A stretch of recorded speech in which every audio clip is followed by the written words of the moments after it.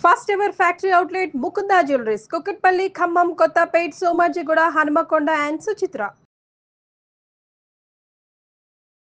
నమస్తే రమగారు. నమస్తే జయ. రమగారు, పలానా వయసులో పలానా పనులు చేయాలి అనే అలా ఏమైనా ఉంటుందండి? ఈ వయసుకి ఈ పనులే చేయాలి అని. ఇప్పుడు పాలసీతో పాలు తాగుతా ఉంటే బాగుంటుందా? అస్సలు బాగోదు. మరి అది ఏ వయసుకి ఆ వయసుకి అదే కదా. ఎగ్జాంపుల్ చెప్పారు రమగారు మీరు. అసలు కాదు జయ, నాకు ఇప్పుడు ఇంతంత వయసు వచ్చాక నాకు చేత్తో తింటాను రాదు, చెంచాతో తింటాను అంటే వెగటుగా ఉండదా జయ? అవును, చూడటానికి అసలు అసహ్యంగా ఉంటుంది. పాలసీస్ అంటే మరీ చైల్డిష్ గా ఉందనుకో. నాకు అది రాదండి, నాకు అన్నం అంటాను రాదు. ఇప్పుడు ఇంతంత అయ్యాక నాకు పిల్లకి చిన్నపిల్ల ఉంటే దానికి తలెత్తుకోవటం రాదు, తలదోవటం రాదు, నాకు ఎత్తుకోవటం రాదు అనొచ్చా? అనకూడదు. అనకూడదు. ఇప్పుడు నేనేదో పెద్ద ఉద్యోగం చేస్తున్నాను అనుకో, ఏదో మీకు పాఠాలు చెప్తున్నాను అనుకో, పెద్ద ఉద్యోగం చేస్తున్నా, ఏదైనా చిన్న ప్రాబ్లం వచ్చింది నాకు హ్యాండిల్ చేయడం రాదు అనకూడదు. సీనియర్లకి అవన్నీ రావాలి. కాబట్టి ఏ వయసుకి రావాల్సిన ఆ వయసుకి రావాల్సిందే. మనం చెప్తాం ఏ వయసు కావాలి ముచ్చటని కదా. ముచ్చట్లు పక్కన పెడితే అమ్మా, ప్రతి వయసుకి నేర్చుకోవాల్సినవి కొన్ని ఖచ్చితంగా కనపడుతూ ఉంటాయి జయ. మన జీవితంలో కొన్ని లైన్లు ఉంటాయి చూడు. మొదట ఏడాది లోపల మైల్ స్టోన్స్ అవి మీట్ కావాలి.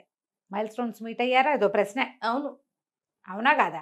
ఈ మైల్ స్టోన్స్ మీట్ అవ్వటం 15-18 నెలలు వచ్చినా పిల్లాడు నుంచోలేదనుకో, తేడా ఉన్నట్టేనా? అంతే. మాటలు రాలేదనుకో, తేడా ఉన్నట్టేనా? పళ్ళు రాలేదనుకో, అవునా? అవునండి. సరే, అక్కడి నుంచి దాన్ని ఏదో సెట్ చేస్తాం. 3వ ఏడో 4వ ఏడో వచ్చింది, వాడికి మాటలు రాలేదు. స్పీచ్ థెరపిస్టులు డాక్టర్లు ఒకటి పరిగెడతాం. 5వ ఏడుకి ఎంత చెప్పినా వాడికి ఇది రాయటం రావట్లేదు. ఇష్యూ. నాకు రాపోయినా నాకైనా ఇష్యూనే, అంతే, ఎవరికైనా అంతే. 5 ఏళ్ళు 10 ఏళ్ళకి వాడికి ఏం చెప్పినా సరే అక్షరాలు మిస్ అయిపోతున్నాడు. డిస్లెక్సియానో ఏదో అంటారు. ఒక అక్షరానికి ఒక అక్షరం చదువుతున్నారు, రాయటం రాదు. కుదురుగా ఇక్కడ మొదలుపెట్టి హైదరాబాద్లో మొదలుపెట్టి అమెజాన్ వెళ్తామంటారు. అమెజాన్ అడవుల్లోకి వెళ్ళిపోతుంటుంది అది, అక్కడికి ఎక్కడికో. మరి కష్టం. ఇట్లా ఇప్పుడు కూడా ఇబ్బందే. అవును. ఇప్పుడు 5 ఏళ్ల లోపల కొన్ని ఖచ్చితమైన లెక్కలు ఉన్నాయి. అవి జరగాలి. ఆ లోపల నడవాలి, మాట్లాడాలి, పేరు పెట్టి పిలిస్తే పలకాలి, కళ్ళల్లోకి చూడాలి, చెప్పిన మాట వినాలి. అది బట్రా, ఇది తీసుకురా, ఇది వాళ్ళని పిలుచుకురా అంటే అవన్నీ చెయ్యాలి పనులు. ఇది అమ్మకిచ్చిరా, ఇది నాన్నకిచ్చిరా, తాతయ్యకి ఇచ్చిరా అంటే ఇచ్చి రావాలి. అవునండి. అక్కడి నుంచి స్కూల్కి వెళ్ళి ఏడవకుండా అక్కడ ఏం చెప్పారో ఎంతో కొంత విని ఎంతో కొంత మనకి చెప్పాలి. వాడు అక్కడ వింటాడు, మనకేం చెప్పడు. ఇది కూడా ప్రాబ్లమే. అవును, చెప్పేలాగా చేసుకోవాలి. లేదా ప్రశ్నించి, కొంతమంది వాళ్ళు ఏమైనా తెలుసా స్కూల్లో అని కబుర్లు చెప్పేస్తాయి కొన్ని చిలకలు. ఒక్కో చిలక మాట్లాడి నోరు మూసి కూర్చుంటుంది. దాన్ని మనం ప్రశ్నించి ఆన్సర్ తెప్పించాలి. ఆన్సర్లు వస్తే ఓకే. వాడు ఏం చెప్పినా ఏమడిగినా సమాధానం చెప్పట్లేదంటే కొంచెం ఆలోచించుకోవాలి. ఇక ఈ 5 పోయాక ఇంకా 10 ఏళ్ల లోపల 10 ఏళ్ళకి కొంచెం లెక్కలు, కూటికలు, తీసివేతలు, ఇంగ్లీషు, తెలుగు, హిందీ, సంస్కృతం ఏదో ఒకటి వాళ్ళకి ఏముంటే అవి కొన్నైనా రావాలి. మనం ఏదైనా ఒకటి చెప్తే దాన్ని మళ్ళీ కొంచెం మార్చైనా మనకి చెప్పగలగాలి. అది రాకపోతే నేర్పించాలి. దీంతో పాటుగా మనం 5 ఏళ్ల లోపలే పిల్లలకి అన్నం తీసుకుని తినటం రావాలి, బాత్రూమ్కి చెప్పడం రావాలి, వెళ్ళటం రావాలి, వాళ్ళే వాష్ చేసుకోవడం రావాలి. 10వ ఏడు లోపల నీళ్లు పోసుకోవడం, స్నానం చేయటం, తలకాయ రుద్దుకోవటం. ఓ పూట మనం ఒళ్ళు గట్టిగా తోంపోసినా 2వ పూట ఒక చెంబు నీళ్లు వాళ్ళే పోసుకోవాలి 10 ఏళ్ళకి. 10 ఏళ్ళకి మా పిల్లాడికో పిల్లకో స్నానం చేయటం రాదు అంటే మీరు అడ్డంగా ఫెయిల్ అయినట్టే. వాళ్ళు కాదు, మనం, మీరు పేరెంట్స్ నేర్పించాలి. పళ్ళు తోముకోవటం రావాలి, పుస్తకాలు సర్దుకోవటం రావాలి, బట్టలు ఒబ్బిడిగా ఉంచుకోవటం రావాలి, తల రేగిపోతే దువ్వుకోవటం ఎంతో కొంత. ఎన్ని రావాలమ్మా? ఓల్డ్ రావాలి. 10 ఏళ్ళకి వాకిట్లో పక్కింటికి వెళ్ళి ఏమైనా తేవటం, పక్కనే ఏమైనా షాప్కి వెళ్ళి ఏమైనా కొనుక్కు రావటం, తమ వెనకాల చిన్నపిల్లలు ఉంటే వాళ్ళని కాస్త కూస్తా చూసుకోవటం కూడా రావాలి. రాత్రిపూట నిద్రలో లేచి బాత్రూమ్కి వెళ్ళటం రావాలి. వాడి పక్క వాడు కొంచెం సరిగా వేసుకోక్కర్లా, మనమే వేస్తాం. కనీసం ఇది నాది అని చెప్పడం చేత కావాలి. ఇది నాది, నేను ఇది, నాకు ఇది ఇష్టం అని చెప్పడం రావాలి. ఎప్పుడు నువ్వు ఏది పెడితే అది తినేస్తూ ఉండాలని అనుకోకూడదు. పిల్లవాడికి సొంత టేస్ట్లు, పిల్లకి సొంత ఆలోచన 10 ఏళ్ళకి రావాలి. ఈ 10 దాటి 15 లోపల సైన్స్ రావాలి, ఇంగ్లీష్ రావాలి, సోషల్ రావాలి, అన్నీ రావాల్సిందే వీళ్ళకి. దీంతో పాటు జాగ్రత్త రావాలి. ఎవరినైనా హలో అంటం రావాలి, ఇంటికి వచ్చిన వాళ్ళని పలకరించడం రావాలి, ప్రశ్నకి సమాధానం చెప్పడం రావాలి, బాధ్యత తీసుకోవడం రావాలి, తమ సొంతది ఇంటిది కూడా. ఇవన్నీ నేర్చుకోవాలి లేదా నేర్పించాలి. ఇది పెద్ద పాయింట్, టు బి అండర్లైన్డ్. నేర్పించాలి. నాన్న నేను ఇప్పుడు ఉద్యోగస్తులైన తల్లుల పిల్లలకి చాలా వస్తాయమ్మా.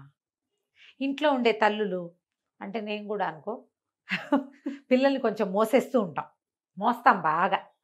వాడికి ఏం చేయక్కర్లా, వాడికి ఏం రావక్కర్లా అని మనమే చేస్తాం. ఏదో వాడు చదువుకుంటే చాలు అనుకోండి. అలా చేయకూడదు. సెల్ఫ్ డిపెండెంట్గా ఉండాలి పిల్లలు. మనం అన్నీ చూస్తూ కూడా వాళ్ళకి ఇండిపెండెంట్గా ఉండడం చేత కావాలి. మనం లేపైనా ఓ 2 గంటలు కథ నడవాలి అక్కడ. ఓ రోజు ఊరెళ్ళినా కథ నడవాలి, వాడే ఏదైనా ఊరెళ్ళినా కథ నడుపుకోవాలి. తమ అండర్వేర్లు అవన్నీ కొంచెం జాడించి ఆరేసుకోవటం రావాలి పిల్లలకి. ఇన్నర్స్ జాడించి ఆరేసుకోవటం, స్నానం చేసిన టవల్ ఆరేయటం, స్కూల్ నుంచి వచ్చాక షూస్ సాక్స్ ఒక చోట పెట్టడం, సాక్స్ షూస్లో పెట్టడం, ఉతకాలంటే తీసుకెళ్ళి ఉతికే చోట ఎక్కడో చోట అక్కడ పడేయడం, బకెట్లోనో వాషింగ్ మిషన్లోనో రావాలిగా. అయిందా? ఇక ఎన్ని చెప్పాను చూడు, ఇంకా నేను 100 వదిలేశాను చెప్పి. అక్కడి నుంచి ఏదైనా వండటం రావాలమ్మా 15 ఏళ్ల లోపలే. పిల్లకైనా పిల్లవాడికైనా డైనింగ్ టేబుల్ మీద పెట్టడము, ఒకేదో కంచాలు కింద పెట్టుకుంటే అక్కడ పెట్టుకోవటము, సొంతంగా సర్వ్ చేసుకోవటము, కింద మీద పోయకుండా ఉండటం, అన్నం చుట్టూతా కింద పోసుకోకుండా ఉండటం, బట్టల మీద పోసుకోకుండా ఉండటం, దేనికి దానికి సపరేట్గా చేసే ఆలోచన విధానం రావటం. వీటితో పాటు వాళ్ళకి బోల్డ్ విద్యలు, సొంత విద్యలు వస్తాయి. అవును. మనకు దొంగ వేషాలు వేయటం, మన జేబుల నుంచో పర్స్ నుంచి డబ్బులు కొట్టేయటాలు అవన్నీ వాటి వాళ్ళు నేర్చేసుకుంటారు. మనం ఖచ్చితంగా నేర్పవలసినవి ఇవి. కాస్త బజార్ వెళ్ళి వస్తువులు లిస్టు ప్రకారం తెచ్చేసేయటం, కూరలు ఎంచటం, పళ్ళు ఎంచటం. 17, 18 వచ్చేసరికి ఇవి వచ్చేయాలి.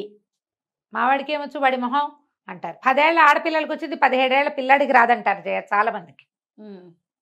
మా అమ్మాయి అయితే ఆకుకూరలు బాగా తెస్తుంది, వాడికి ఏం తెలియదు. వాడు కూచిపాపాయి అంటే కాదు, వాడు తమ్ముడు కాదు, వాడు అన్నయ్య, వాడు 17, ఇది 10 చిటిపిల్ల. అలా చేస్తే ఎట్లా? రేపొద్దున వాడి పళ్ళు వాడే ఎంచుకోవాలిగా. అంతేగా. వీటితో పాటు మీరు ఇతరులతో బాగా మాట్లాడటం రావాలి, కమ్యూనికేషన్ స్కిల్స్ రావాలి, నేర్చుకోవాలి. బట్టలు చక్కగా సెన్సిబుల్గా డ్రెస్ చేసుకోవటం రావాలి, సెన్సిబుల్ ప్రజెంటేషన్ చేత కావాలి. ప్రతి విషయానికి సరిగ్గా చేయకపోతే కేకలేసి నీకు రాదు నేనే చేస్తానని అనద్దమ్మా. మీరు 7, 8 ఏళ్ల వయసు అప్పటి నుంచి కూడా ఇలా చేసావేంటి, నీకు అప్పచెప్తే నువ్వు ఇలాగే చేస్తావు, నేను చేసుకుంటాలే పో అనద్దు. పక్క నుండి చేయించండి, దగ్గరుండి చేయించండి. 4 సార్లు చెప్పినా వాళ్ళకి రాపోయినా 40వ సారైనా మీరు చెప్పాల్సిందే, వాళ్ళు చేయాల్సిందే. కొంతమంది పిల్లలు అంతే. తర్వాత మీరు లేకపోతే వాళ్ళు మామూలుగా చేస్తారమ్మా. తల్లులు ఉంటే ఒక రకమైన కేర్లెస్నెస్గా ఉంటారు. ఎన్నిసార్లు చెప్పినా నేర్చుకో, రోజు లేపాలా, రోజు చెప్పాలా అని బాధపడుతూ అడుగుతూ ఉంటారు నన్ను కొంతమంది. చెప్పాలి, రోజు చెప్పాలి. మన గొడుగు నీడ ఉన్నంత కాలం చాలా విషయాలు చెప్తూనే ఉండాలి. కొన్ని అసలు మనం చెప్పక్కర్లే, ఆటోమేటిక్గా అయిపోతాయి. క్రమంగా పిల్లలు ఎప్పుడెప్పుడు మన చేతుల నుంచి వెళ్ళిపోయారో మనం ఊహించలేం కూడా.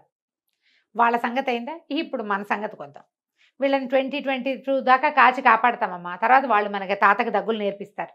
అమ్మ నీకు క్యాబ్ బుక్ చేసుకోవడం రాదు, అమ్మ నీకు బ్యాంక్కి వెళ్ళటం రాదు, అమ్మ నువ్వు అదేదో ఆన్లైన్ బుక్ చేసుకోలేవు, షాపింగ్ తెలీదు, నీకు డ్రెస్ సెన్స్ తెలీదు, నీకు అదేదో తెలీదు, ఇది కూడా రాదు, ఈ యాప్ అప్లికేషన్ ఎట్లా, మొబైల్ ఎట్లా పెట్టుకోవాలి, శాంసంగ్లో ఫోన్లలోనే డబ్బులు పెట్టుకునేది వ్యాలెట్లు అది ఎట్లా చేయాలి, నీకు రావు. అప్పుడు నువ్వేం చేస్తావు, ఈ 22 ఏళ్ల పిల్లాడో 18 ఏళ్ల పిల్లాడో మంచి గట్టివాడైతే పిల్లో దాని దగ్గర నేర్చుకుంటావు. అప్పుడు మనం ఇవి నేర్చుకోవాలమ్మా.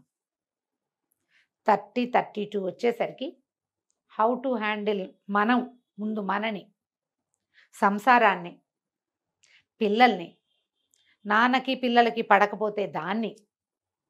ఎప్పటికప్పుడు కొత్త పాఠమే కదా జయ. పైగా ఏ పిల్లకి ఆ పిల్ల యూనిక్ కదా. పెద్దమ్మాయితో హ్యాండిల్ చేసినట్టుగా పెద్దమ్మాయికి 22 ఏటే పెళ్లి చేసేస్తారు, చిన్నమ్మాయికి 28 అయినా పెళ్ళి అవ్వదు. అది వెందు మాట.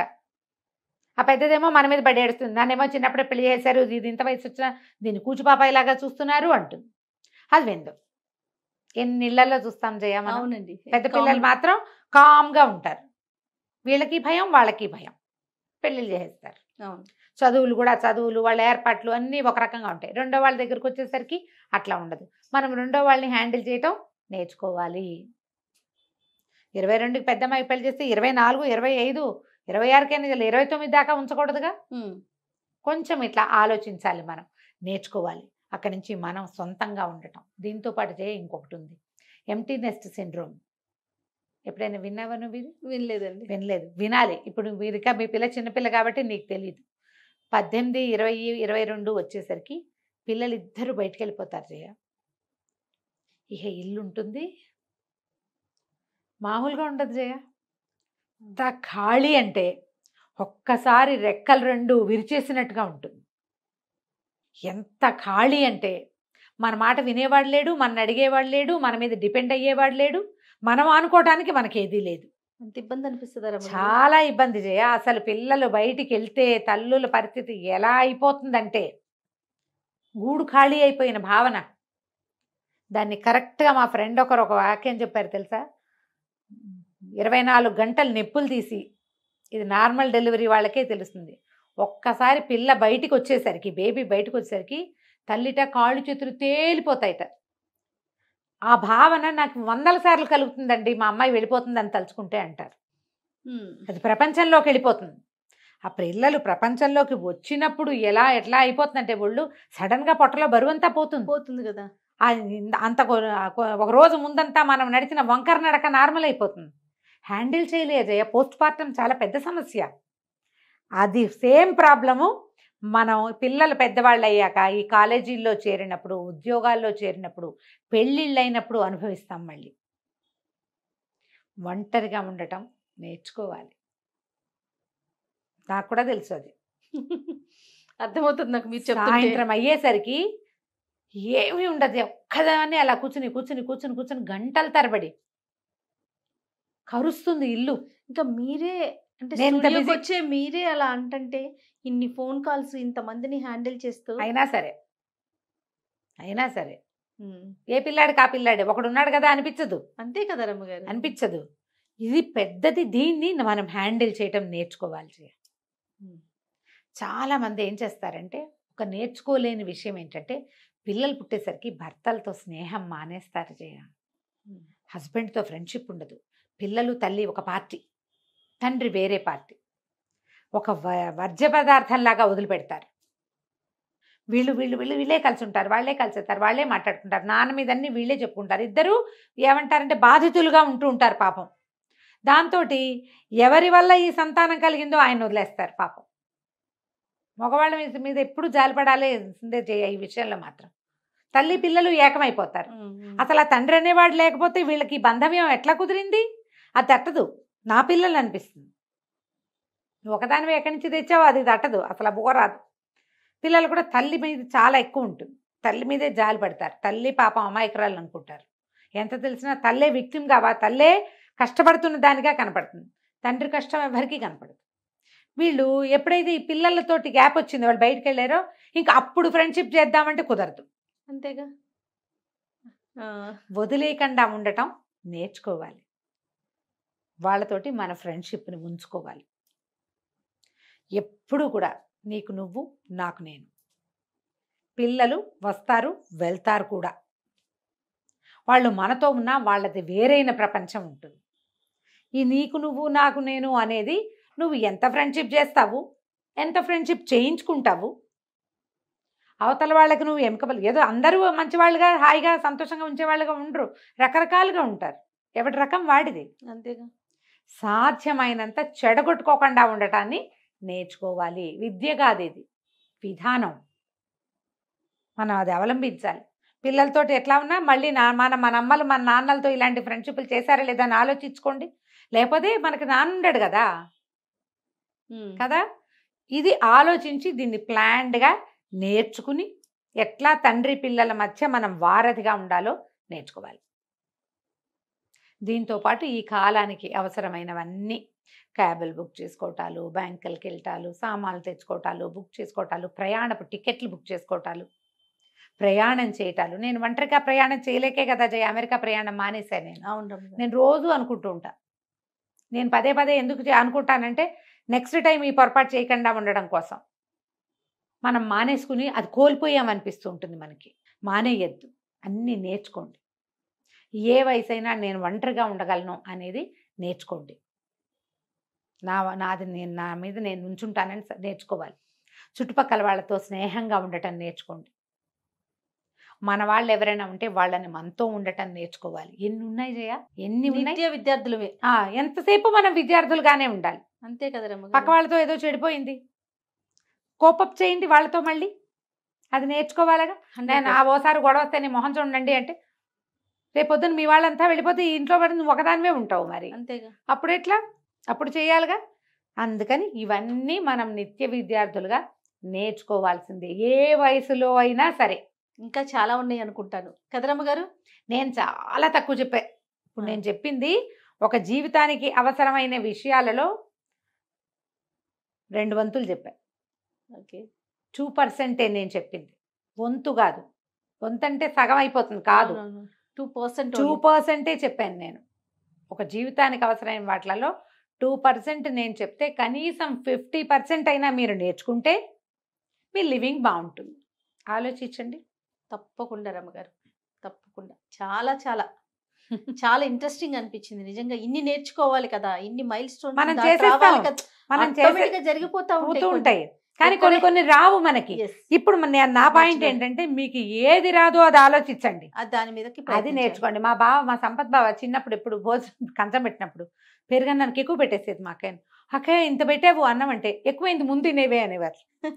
సెపరేట్ చేస్తే ఎక్కువైంది ముందు తింటే పొట్ట పట్టుతుందా అన్నారు కాబట్టి చచ్చినట్టు తినేదాన్ని నేను. ఎప్పుడు నేను గుర్తు చేసుకుంటా, ఎక్కువ ఏదైందో అది ముందు చేసేయాలి మనం. అది మనకి ఏది రాదో అది ముందు నేర్చుకోవాలి, అది అవసరంగా తెలుసుకోవాలి మనం. అదే నేర్చుకోవటం ఇంకా. అంతే. సూపర్ అమ్మగారు. నమస్తే. నమస్తే జయ.